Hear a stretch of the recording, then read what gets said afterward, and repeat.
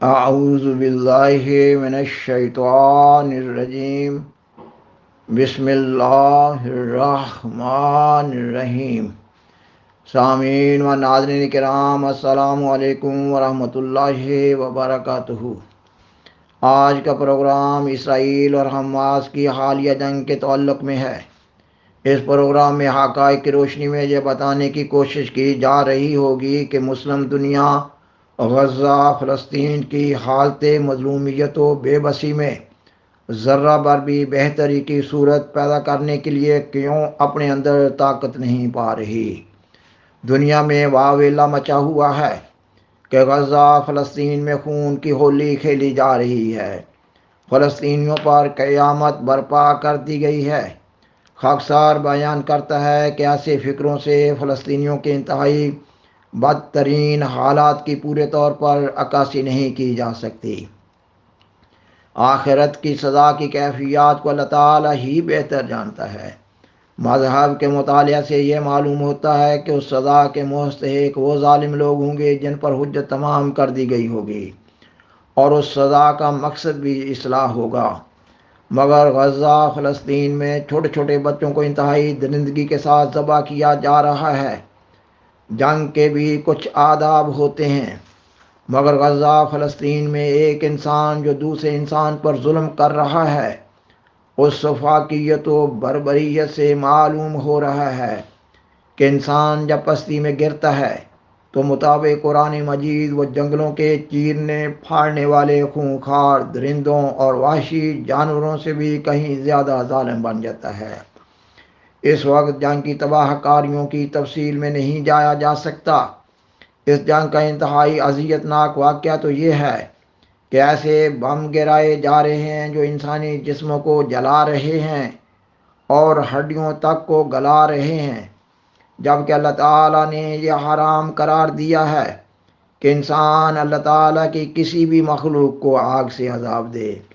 اللہ تعالیٰ بہتر جانتا ہے کہ ان دہشتناک تباہ کاریوں کے ماحول میں زندہ بچ جانے والے لوگ، بالخصوص بچے، کس قسم کی ذہنی و نفسیاتی و جسمانی بیماریوں میں مبتلا ہو رہے ہوں گے۔ سامعین و ناظرین کرام، یہ سب کچھ آج کی مہذب دنیا میں تہذیب یافتہ اقوام کی طرف سے قیام امن کے نام پر کیا جا رہا ہے۔ دنیا بھر میں سفاکیت و بربریت کے خلاف احتجاجی مظاہرے کیے جا رہے ہیں، اور کہا جا رہا ہے کہ دنیا بھر میں ان احتجاجی مظاہروں میں شاملین کی تعداد نے سابقہ ریکارڈ کو مات کر دیا ہے، اور یہ تسلیم کیا گیا ہے کہ 13 نومبر کو لندن میں ہونے والا احتجاجی مظاہرہ تاریخ کا سب سے بڑا مظاہرہ ہے۔ مگر جنگ کے آداب سے غافل لوگ جو طاقت کے نشہ میں چور ہیں، جن کو مرنا یاد نہیں ہے، جو نہ اپنے آپ کو اس دنیا میں کسی طاقت کے آگے اور نہ آخرت میں اللہ تعالیٰ کے حضور جواب دہ اور قابل مواخذہ سمجھتے ہیں، وہ اپنی مذمومہ مگر مذمومہ منزل کی طرف تیزی سے رواں دواں ہیں۔ خاکسار بیان کرتا ہے کہ اس حالیہ جنگ کے ماحول کے اثرات کے نتیجہ میں دنیا بھر کے یہودی، عیسائی اور مسلمان اللہ تعالیٰ کے حضور اپنے اپنے عقیدہ کے مطابق اور اپنے اپنے رنگ میں فریاد کر رہے ہیں کہ اللہ تعالیٰ ان کے نجات دہندہ مسیحا کو نازل فرمائے، جبکہ مسیحا کے بارے میں حقیقت یہ ہے کہ موعود مسیح کا نزول ہو چکا ہے۔ اللہ تعالیٰ نے امت موسویہ کے لیے حضرت مسیح ابن مریم علیہ السلام کو مبعوث فرمایا۔ یہود کے علماء اپنے موعود مسیح کا آسمان سے نازل ہونا خیال کر رہے تھے، اور یہود ان کو تختہ دار تک لے گئے، اور پھر یہود آج تک اپنے اس مزعومہ موعود مسیح کا انتظار کر رہے ہیں۔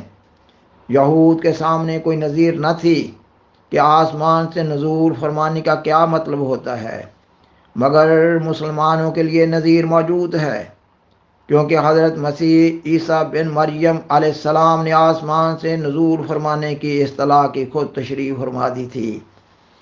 اور آج کا مسلمان اسی موعود مسیحی یعنی حضرت مسیح عیسیٰ بن مریم علیہ السلام کے آسمان سے نزول فرمانے کا انتظار کر رہا ہے۔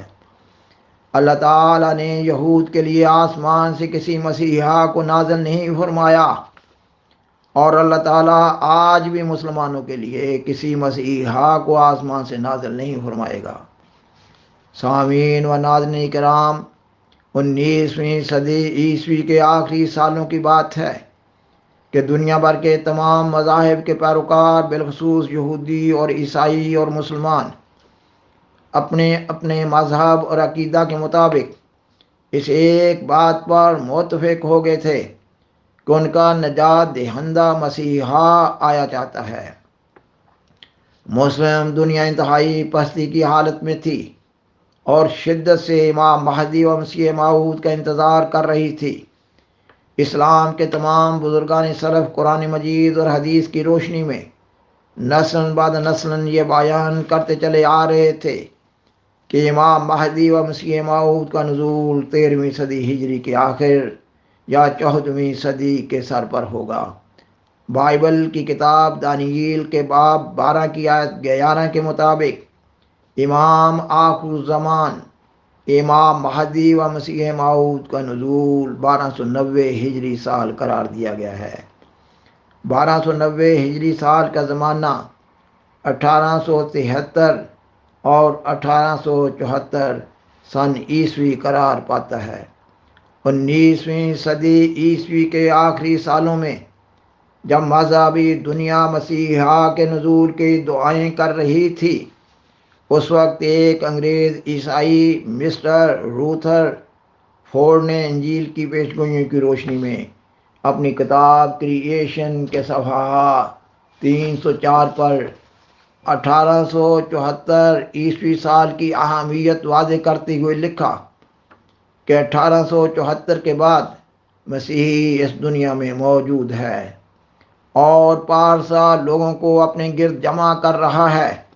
یہ وہ زمانہ تھا کہ جب سیدنا حضرت مرزا غلام احمد قادیانی علیہ السلام نے ہندوستان میں غیر مذاہب کے بالمقابل دفاع اسلام اور اشاعت اسلام کے لیے جہاد کا آغاز کر دیا ہوا تھا۔ آپ علیہ السلام کا 1883 کا فارسی زبان میں الہام ہے: بخرام کے وقت تو نزدیک رسید و پائے محمدیاں برمینار بلند تر محکم افتاد، یہ کہ اب ظہور کر اور نکل کہ تیرا وقت نزدیک آ گیا، اور اب وقت آ رہا ہے کہ محمدی گڑھے میں سے نکال لیے جائیں گے اور ایک بلند اور مضبوط مینار پر ان کا قدم پڑے گا۔ اس الہام کے نزول کے وقت حالت یہ تھی کہ مسلم ممالک مغربی طاقتوں کے زیر تسلط تھے، اور اکثر مسلم ممالک مغربی طاقتوں کی کالونیوں میں تبدیل ہو چکے تھے، اور مسلمان علماء کی تحریروں اور تقریروں کا محور یہ شعر ہوا کرتا تھا: وہ بیمار قریب مرگ ہے اسلام واویلا، مسیحا کو نہیں ہے جس کی امید شفا باقی۔ سامعین و ناظرین کرام، مذہب کی تاریخ یہ بتاتی ہے کہ جب کوئی مذہبی قوم زوال پذیر ہو جاتی ہے تو پھر وہ خود کھڑی نہیں ہو سکتی۔ اس حقیقت کے پیش نظر اللہ تعالیٰ نے سیدنا حضرت مرزا غلام احمد قادیانی علیہ السلام کو امام مہدی و مسیح موعود کے منصب جلیلہ پر فائز فرمایا۔ آپ کے ذریعہ ایک فعال جماعت احمدیہ کی بنا ڈالی گئی۔ آپ کی وفات کے بعد جماعت احمدیہ خلافت احمدیہ کی قیادت اور نگرانی میں دنیا بھر میں دفاع اسلام اور اشاعت اسلام کے کام کو آگے بڑھا رہی ہے، اور آپ کی بعثت کے بعد اللہ تعالیٰ کی خاص تقدیر کے تحت مسلم ممالک مغربی طاقتوں کے تسلط سے آزاد ہونے لگے۔ اللہ تعالیٰ کی خاص مصلحت کے تحت اسلامی جمہوریہ پاکستان بھی معرض وجود میں آیا۔ خاکسار اپنے کئی ایک پروگرام میں جماعت احمدیہ کے دوسرے امام حضرت مرزا بشیر الدین محمود احمد رضی اللہ تعالیٰ عنہ کا قیام پاکستان کے لیے عظیم المثال کردار کا ذکر کر رہا ہوتا ہے۔ حضرت امام جماعت احمدیہ کا مضبوط عزم تھا کہ پاکستان دنیا بھر کے مسلم ممالک کو ایک پلیٹ فارم پر جمع کرنے کے لیے ایک تعمیری اور کلیدی کردار ادا کرے، تاکہ مسلم دنیا کو ناقابل تسخیر قوت بناتے ہوئے غیر مسلم طاقتوں کی سازشوں اور حملوں سے محفوظ بنایا جا سکے۔ مگر بدقسمتی کی بات ہے کہ پاکستان کے علماء اور مفاد پرست سیاستدانوں نے غیر مسلم طاقتوں کا اہلکار بنتے ہوئے نہ صرف پاکستان میں جماعت احمدیہ کے ہر قسم کے تعمیری اور مثبت کردار کو ختم کر دیا ہے، بلکہ دنیا بھر میں احمدیت کے خلاف نفرت انگیز مہم چلائے ہوئے ہیں۔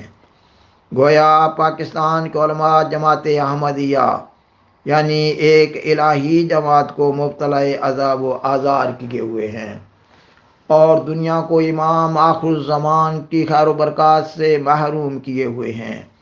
اور اس کا نتیجہ یہ ہے کہ نہ صرف مسلمان بلکہ ساری دنیا دکھوں کا شکار ہے۔